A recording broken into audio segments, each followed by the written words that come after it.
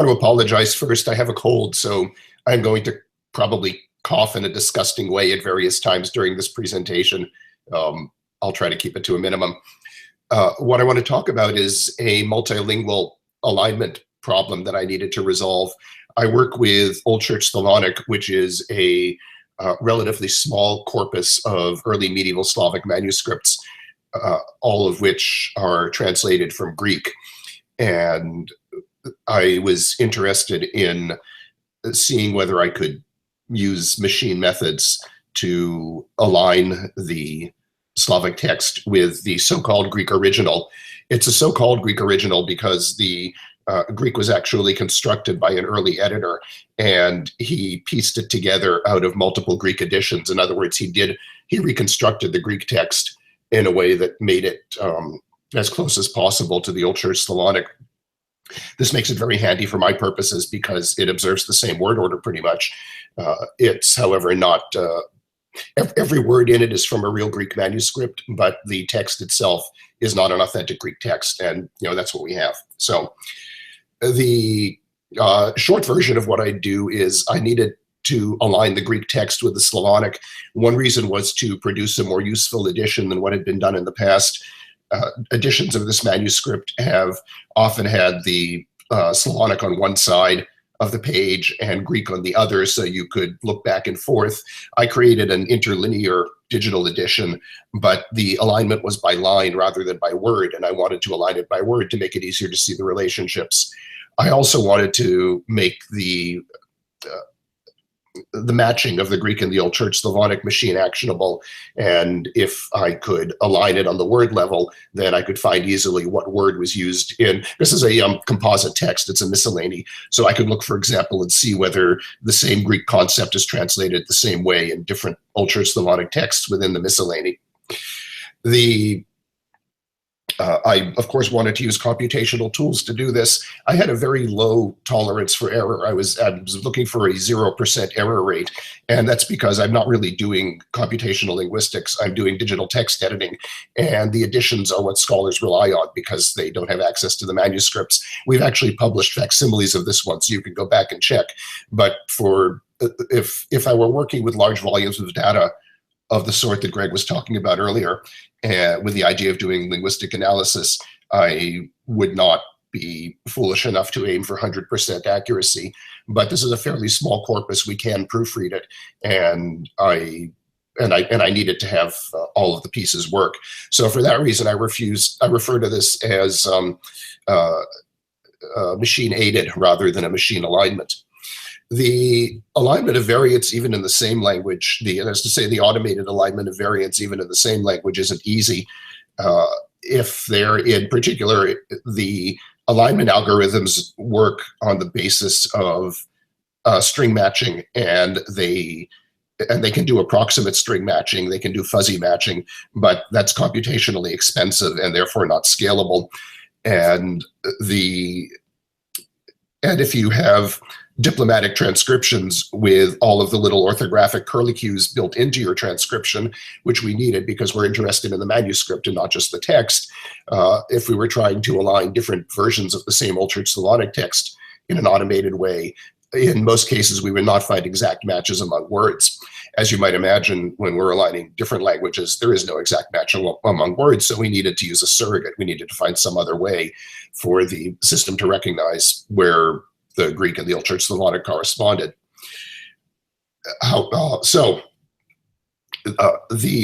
Most of the people in this conversation probably know this, but there's a variety of types of editions that people produce. And I included this slide because when I talk about this work, I will often have textologists say, you're making a mistake by transcribing the texts diplomatically. The manuscript isn't interesting. All that's interesting is the text. Or conversely, you're making a mistake by normalizing your text because then I can't study the history of the orthography. And I suppose my answer to that is mind your own business. I need both of those. I need to be able to study the orthography of the manuscript, and I also need to be able to study the language of the text. So what I've done here is try to build the alignment on the basis of those diplomatic transcriptions. Part of the theoretical motivation for this came out of a paper that I gave in Sophia in 2013, and it has the idea behind it was the only physical artifact that embodies anything is the manuscript itself. It contains the text, it contains the book, it contains the language. The physical artifact is the place where we go no matter what we're interested in studying, because that's all we have. Now, in some cases, we bring to bear our external knowledge. Our linguistic analysis, for example, often relies on our human ability to resolve forms that just on the surface would be ambiguous. And so one of the challenges is to translate that human ability to resolve ambiguity into something that a machine can deal with. But with the exception of prior knowledge, the manuscript is where we go for all of our materials, no matter what our interest is. And I was interested in this from two perspectives. The first is I wanted to be able to produce an edition that would be useful for multiple purposes. In Slavonic philology, it's not uncommon to publish diplomatic editions of manuscripts, and then separately to publish text critical editions of texts, and often by different people or different teams. And because all of the information is present in the original, it seems like there shouldn't be a need to duplicate that effort. It should be possible to do it once and represent all of the information that a human sees and then make that machine actionable. So part of this was a practical consideration. I didn't want to have to do multiple editions for different purposes. But the other consideration, the theoretical one, was that because all of the information is present in the manuscript, I shouldn't have to do different editions. If as a human I can look through the unusual spellings and read the normalized texts, then I should be able to write code that would do that for me and then make that actionable in other ways. I put this slide in because when I talked about this work at a conference of Slavists, I got yelled at by somebody who said, "No, you're doing the wrong thing." So and then he followed that up by saying, "Are you telling me I have to do this?" So the answer is no. This is I have a particular goal, and it's a common one in Slavic philology. But if you don't care about the orthography of the manuscript, go normalize your texts as you're transcribing them the way you have always been doing. On the other hand, if you care about all of the levels of information within the manuscript, then that's not going to do it. Once you've normalized it during transcription, it's gone and you can't get it back.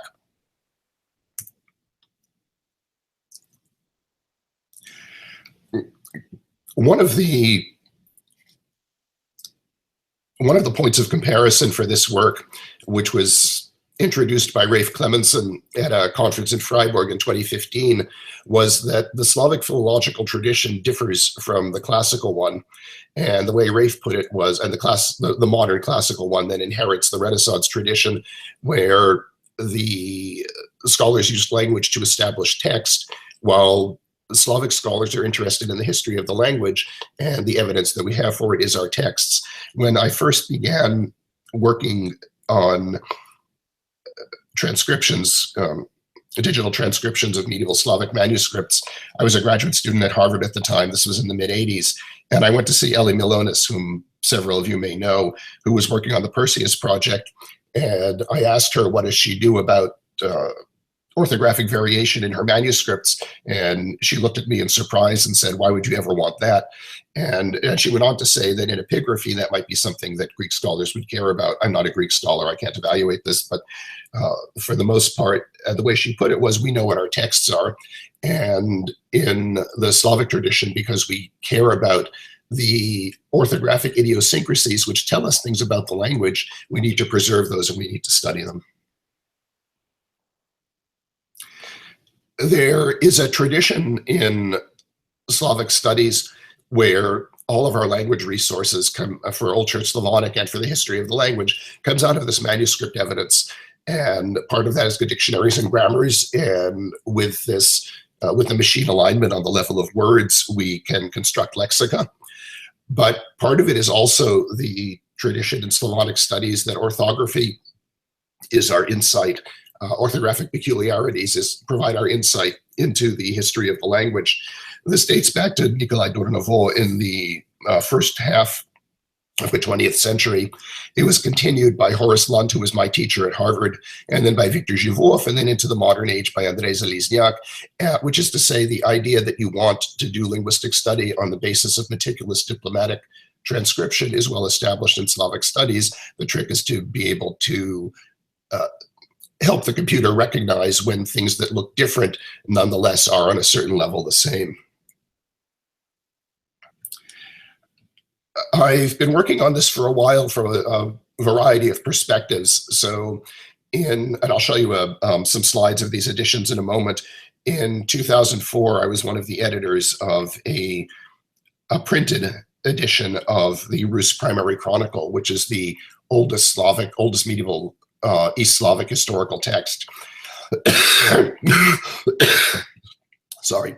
We published it with Harvard University Press. It was 2,800 pages because it was a full interlinear collation, and it was an interlinear collation of diplomatic transcriptions of all of the principal witnesses.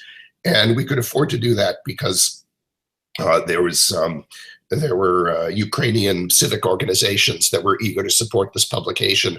So despite the large size of the volume, it's not expensive. And the hard part really was the time it took to put it together. We composed it at that time in TROF, which some of you may have heard of. It's an ancient typesetting system for Unix machines. And we did that because that was then our input into creating the PDF that was used in the printing. But because TROF is structured consistently, I was able to convert it automatically to SGML and then to HTML. So I prepared an interlinear collation initially on the line level very shortly after the publication, and that's been up for a while. And then in London in 2014, I did the first machine-assisted interlinear collation at the word level. Now, these texts are all in Old Russian or Old Ukrainian, so it's fundamentally the same language. And the way I managed the alignment is I did some shadow normalization. So, and it wasn't just generic edit distance measurements because that wouldn't be scalable. So I did very targeted analytical normalization of the transcriptions, figured out which parts of the words carried the greatest information load and kept those and threw out the others. And it wasn't perfect, but I got quite an accurate word level collation. The next step beyond that was to look into enriching the texts with linguistic information, which I was going to need for multilingual alignment later. And in order to do that, I used a system that was developed at Oslo called Proel. It was a project that was designed to study the comparative syntax of 5 ancient Indo-European languages, one of which was Old Church Slavonic. And it was a machine-assisted linguistic annotation system.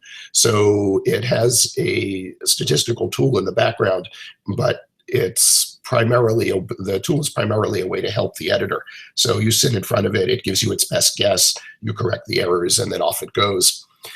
And with that in place, I wanted to see whether the linguistic annotation would give me a hook into aligning Greek and OCS, Old Church Slavonic, because previously I had just been aligning texts in Old Russian or Old Ukrainian, texts in the same language.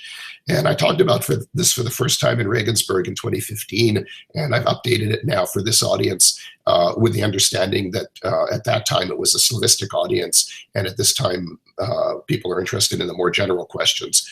I have the editions up. The Suprasliensis is the Old Church Slavonic manuscript. So it has the Old Church Slavonic and it has the Greek. At the moment, what I have up on the website is just the line level alignment. It doesn't do the word level alignment yet. The Rus Primary Chronicle, I have both. So if you go to that site, you can find both the line level and the word level alignment. So this is what the line level alignment of the Rus Primary Chronicle looks like.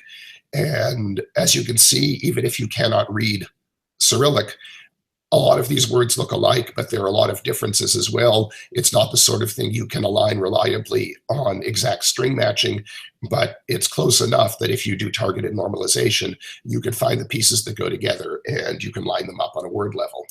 So that was in the print edition. This is the HTML version that I created of that. And it was basically a matter of transforming the TROF automatically into SGML and then into HTML. So it's also aligned in this case on the line level. This is the word level alignment, and the way I set this up is I have our reconstruction at the top, and you can scroll through that.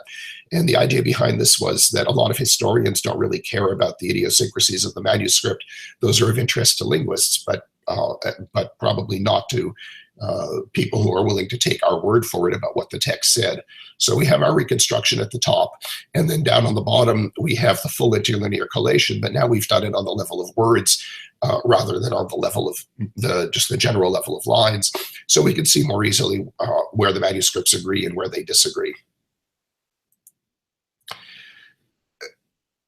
We took part of the Codex Suprasliensis, and initially we did our linguistic annotation manually just so that we could produce a proof of concept output. But the idea behind that was that once we saw that that was giving us the sorts of results we needed, we would use Proel to automate it for the entire manuscript. So we took a very small amount of text, and in this case, these are just a few lines of part of the Suprasliensis, and if you mouse over a word, the linguistic annotation as determined by Proel surfaces. So this is the sort of edition that might be used for teaching purposes, where a student who is reading along who doesn't understand a word can mouse over it and learn something about it. We wanted to use our multilingual collation for a variety of purposes. Our main goal was to produce a new type of digital edition, one that would enable humans looking at the Slavic and Greek text to see the correspondences easily. But on top of that, if we had linguistic annotation, we could make it searchable. Now, we could always search for the raw strings, but because we have diplomatic transcriptions, that doesn't take you very far. The same word could be spelled in many different ways, and you're not going to find it if all you have is the string. But with the lemma and with the grammatical properties, we could search for a particular inflected form of a particular lexeme and retrieve it no matter how it's spelled. And then we could ask questions like, how often does one translation appear rather than another, whether it's of a lexeme or a representation of a grammatical form. And on a larger level, we could take a corpus of texts and see where they agree and disagree in their translational correspondences between Greek and Old Church Slavonic. So here's some sample output, and in this case, I took this is 4 lines from the Old Church Slavonic Codex Suprasliensis, and the 4 lines of the Greek. And the alignment tool I used is called Codex. It's an open source manuscript alignment program. It exists in a variety of forms. It was originally written in Java, and the lead developers ported it to Python a while ago, recognizing that most digital humanists are not going to learn Java, but learning Python is becoming common. And once that happened, I've also been contributing to the development and modifying the code in various ways I found useful. So this was the output of Codex, and the way I got these to align obviously wasn't on the strings, because the strings don't match, they're in different alphabets. What I used instead for alignment was the part of speech. And I needed that anyway, because I wanted to be able to do linguistic searching and analysis. But once I had it, and once I already had my text segmented into lines, and because of, recall, the unusual way the Greek text in this edition was prepared, it was designed to mimic the Old Church Slavonic text, I could rely on the fact that if, for example, there are 2 nouns in a line, they're in the same order in both languages. So I could do the alignment on part of speech, and the places where, as you can see, I don't have alignment are mostly on the articles, because Old Church Slavonic doesn't have articles, and there are a few other differences. But this was enough to get me pretty good results, and this is where it stands at the moment, and I'm still thinking about how to fine-tune it and how to get it a little better. I want to talk for a moment about how collation works, because that's going to introduce us to a problem that I haven't resolved yet. So here are some sample text. This will be easier to see in a graphic representation. Imagine these are 3 witnesses. So you can see that most of the words correspond. They're in the same order. And in places where they don't correspond, such as big, big, and small near the end, because they're positioned between words that correspond, it's easy to see that they're supposed to be aligned. But what's harder is the alignment of big and bug at the beginning, because there's a transposition here. And what Codex did in this case is it aligned on the bigs and treated the bugs as a transposition. But as you might imagine, it could have chosen to align on the bugs and treat the bigs as a transposition. And this is an artifact of visualizing word level alignment as a table.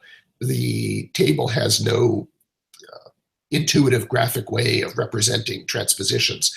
I could draw some arrows. I could color code. I could do a variety of things. But what the table says otherwise is that the words that correspond are aligned vertically. And in the case of a transposition, that isn't available. Now, there is another visualization I get out of Codex, which is very useful for me as a computational philologist, but it's not very useful for a non-computational philologist.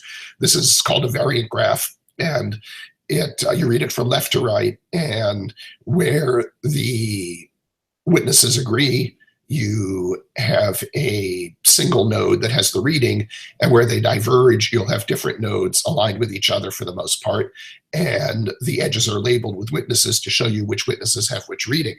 And the way Codex represents transposition internally in its variant graph is it creates two nodes, but it creates a special type of edge between them, which I've represented here with dotted lines. And this lets me see, in a way that's harder to see in the table view, this lets me see that there is a transposition going on here. This obviously is not going to be a useful addition for plain old philologists. This is something that makes sense to me, but I'm going to need to resolve the table alignment question one way or another. And let me talk a little bit about the computation here. The efficiency of a collation is a computationally expensive problem, and the complexity depends on the length of the witnesses and, more importantly, on the number of the witnesses. It can grow to exponential complexity, which means even with a small amount of text, it can't be done. And for that reason, people use a variety of smart algorithms and heuristics to try to get the result in a reasonable amount of time. One way that you can collate two witnesses is to hold one steady and just slide the other one along it and look for correspondences.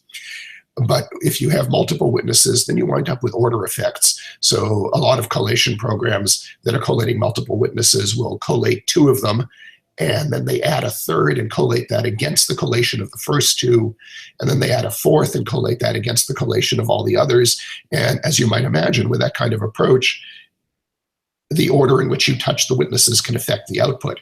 And that's just wrong. The optimal alignment cannot depend on the order in which a particular human touches the witnesses on a particular day. The biggest challenge for automated collation is repetition and transposition.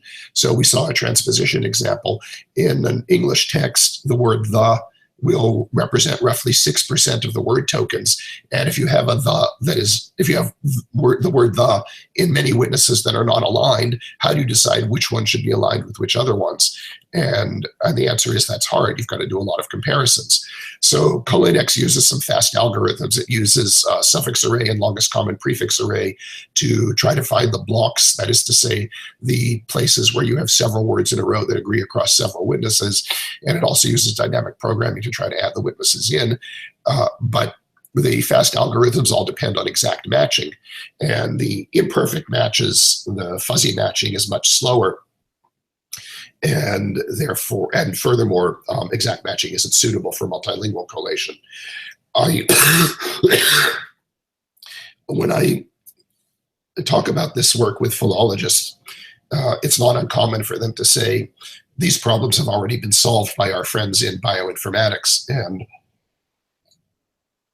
they have large amounts of data in a certain way, much larger than ours, and they have fast algorithms. They have a lot of research funding, so we might as well just use the tools they're building.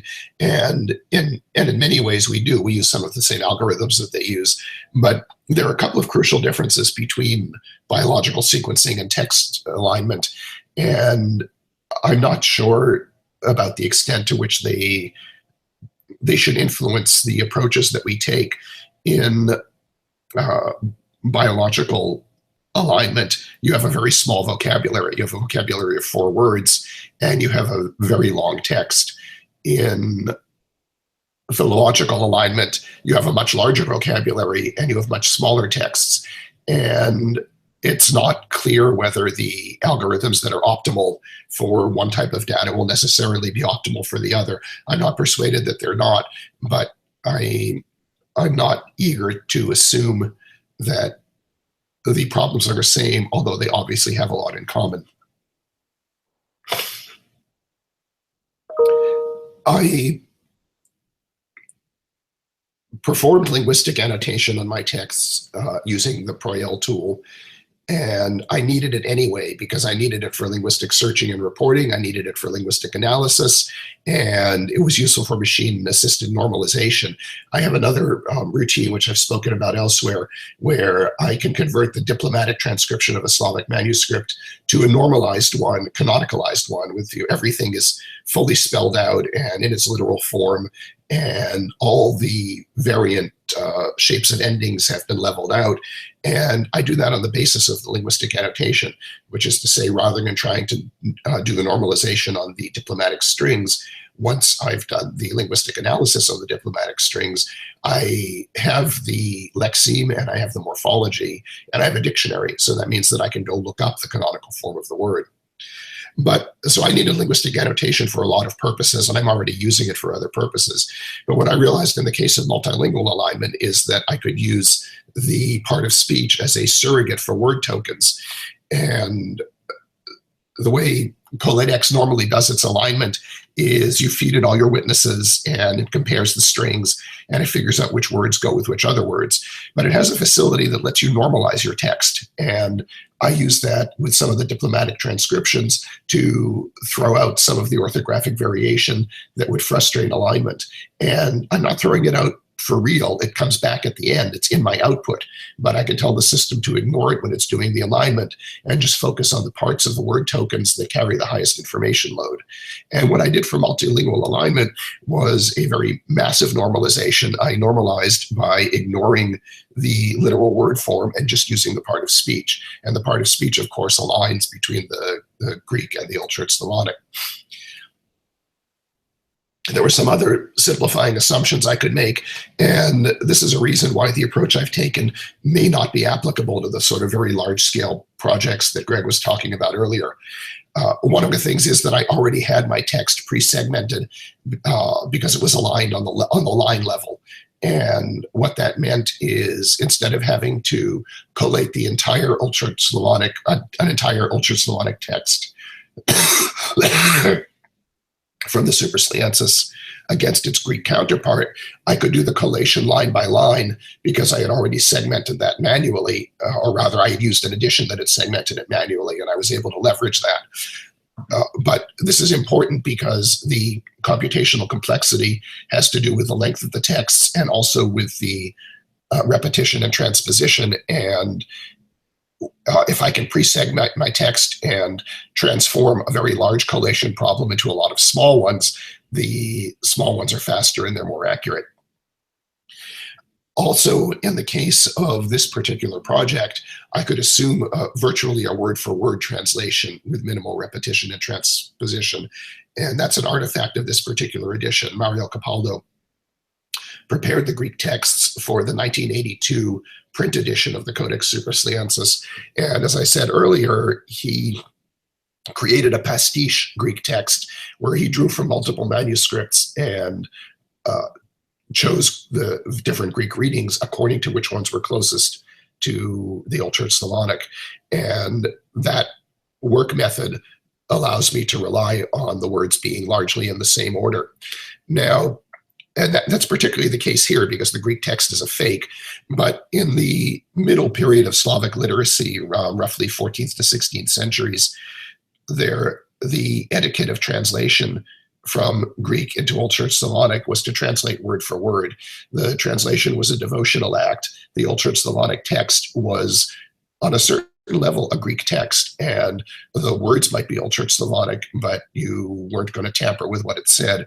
So it's not uncommon to find Old Church Slavonic texts of some types where the Old Church Slavonic really doesn't read much like Old Church Slavonic. It's not like, I'd say not like some of the other manuscripts, and or in the 14th and 16th century, it's no longer Old Church Slavonic, it's Middle Church Slavonic. But the fact that that was the mode of translation and the fact that their attitude toward their Slavonic text was that it was supposed to represent the Greek ultimately on a linguistic level means that even in those cases, at least to some extent, I should be able to rely on the words being largely in the same order. This is what Proel annotation looks like. So it tokenizes the words, it retrieves the part of speech if it already knows it, it gets the morphological information, it lemmatizes, and for some words it has translations that's not complete yet. And part of this is just once you've told it something, it remembers it, but there is also a statistical predictive component built in. So up to a certain point, it can resolve ambiguities and it can make good guesses about things it hasn't seen before. Proel also does syntactic annotation, and I haven't done anything with this yet, but that's in the text. It's in both the Old Church Slavonic and the Greek. And if you recall, the purpose of the Proel project was specifically to do comparative syntax of ancient Indo-European languages. So the dependency syntax trees are there, and they're accessible should somebody need to do something with them on a comparative level. I can export from Proel in an XML format. So every token has a unique ID, the form that appears in the manuscript, the lemma, part of speech. So this is an adjective. I forget what the minus stands for. If there's anything before or after it in the manuscript, that's the presentation before or after. The morphology has different tokens at different in different places. So the M is masculine, and I forget what the others are. And it also has the location in the manuscript. So I can export this automatically from Proel, and then I can use that as a way of creating these shadow tokens where instead of aligning on the literal form of the word as it appears in the manuscript, I can pull out, in this case, the part of speech and align on that. This is a complication that I don't know how to resolve yet. Greek has articles and Old Church Slavonic doesn't, but both Greek and Old Church Slavonic continue the principle of Wackernagel's law, which puts particles in second position in sentences. So the first word in OCS here actually matches the third word in the Greek, but the word order is changed, and that's just because of the supervening requirement that the particle has to be in second position. And I know what's going on here. I just don't know how best to represent this in a table. I can think of a lot of different ways of annotating it, and maybe I could color them the same way so your eye would see that they had been transposed. But ultimately, it's a limitation of the table model. The table model really isn't well suited to representing transposition. So that's pretty much all I have. I want to thank you guys for your attention. I would be grateful for any comments, and I'm going to stop sharing my screen now. And if you'll turn on your microphones and let me know what you think, I'd appreciate it.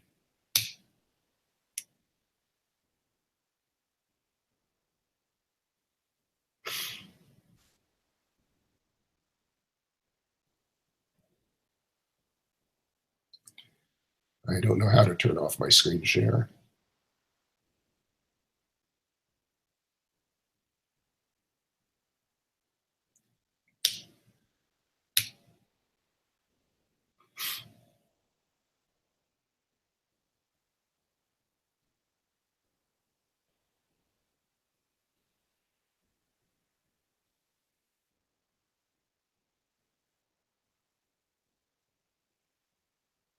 Okay.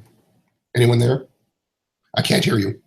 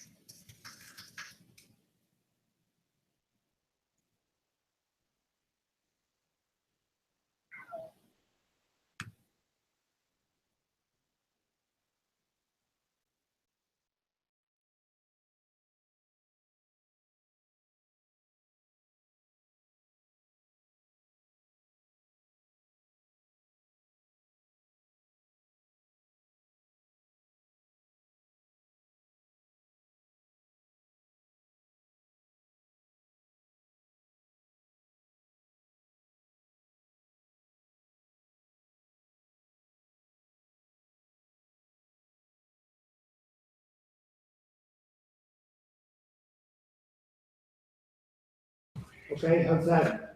Still can't hear me.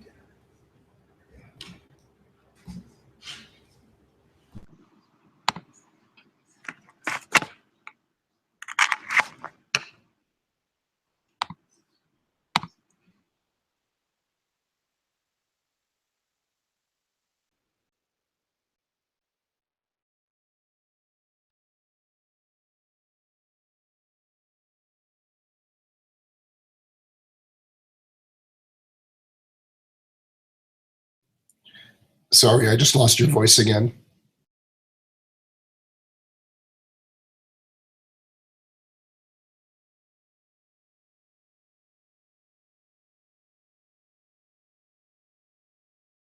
Okay. Okay. Yeah, that's what I was afraid.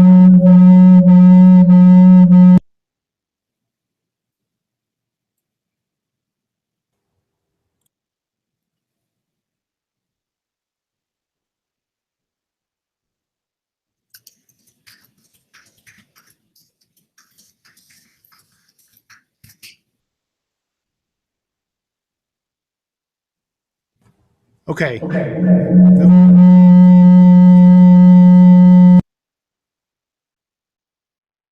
There.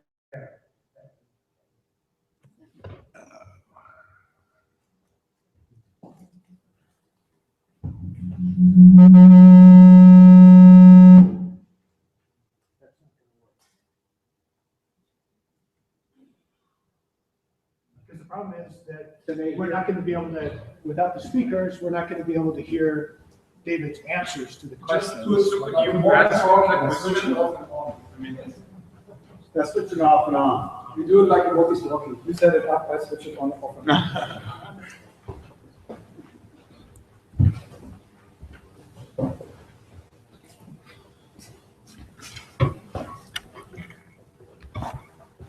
Okay. David, can you hear us? Yes, yes, I can.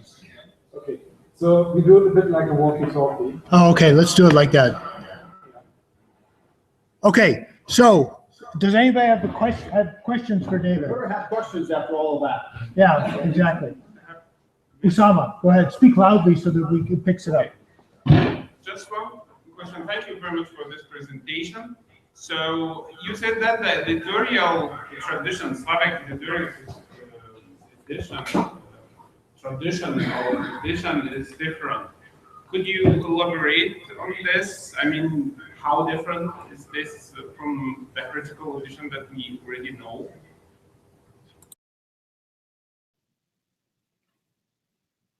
Can you hear me?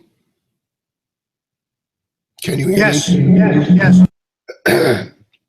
If I understood correctly, the question was about critical editions and how the philological traditions differ. Is that true? Okay.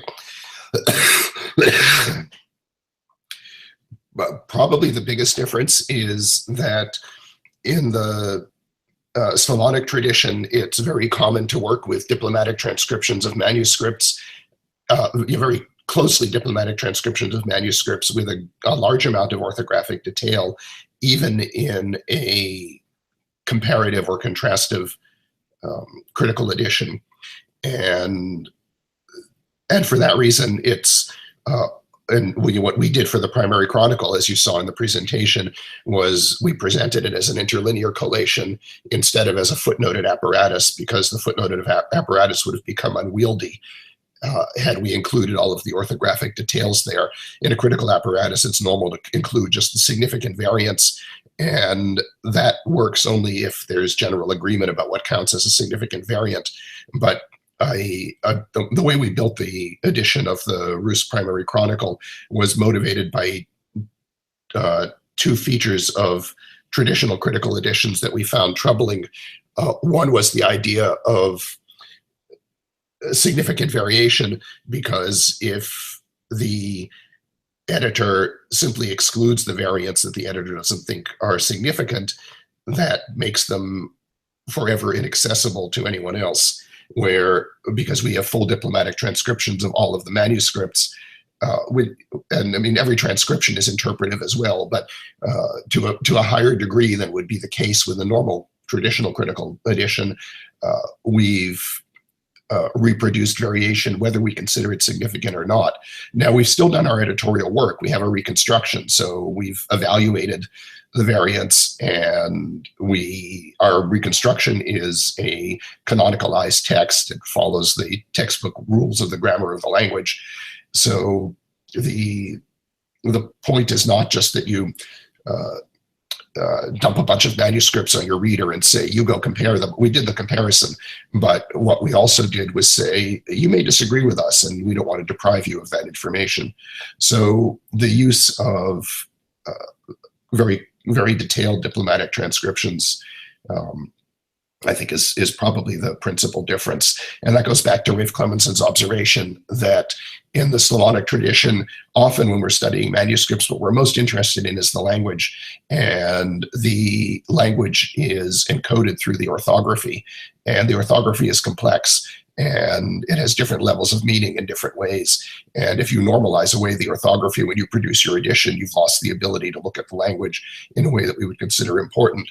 I should say one other thing about the format of critical editions, because our other consideration for doing the interlinear collation was that with a traditional footnoted critical apparatus, it's very easy to read the copy text, but it's very hard to read any of the control texts consecutively because your eyes have to keep moving up and down as you're poking the words in mentally. And we did not want to declare ahead of time that there is one best text that would be our copy text, and then all we would care about is deviations from that. Among other things, in the Rus Primary Chronicle, there is no one best text. There are places, we have a dynamic critical edition, and based on schematic principles, there are places where we might prefer the readings from one family of manuscripts, and a different place where we might prefer it from another. So favoring a single text would not have represented our understanding of the tradition. Now, of course, you don't have to do that with a traditional edition too. You can have a dynamic copy text, but even so, you have the challenge of reconstructing the control texts by looking up and down on the page. So I think the differences are primarily in work methods, and at the base of those work methods, it's the interest in learning about the history of the language from the minute details of the orthography. I'm going to mute myself now.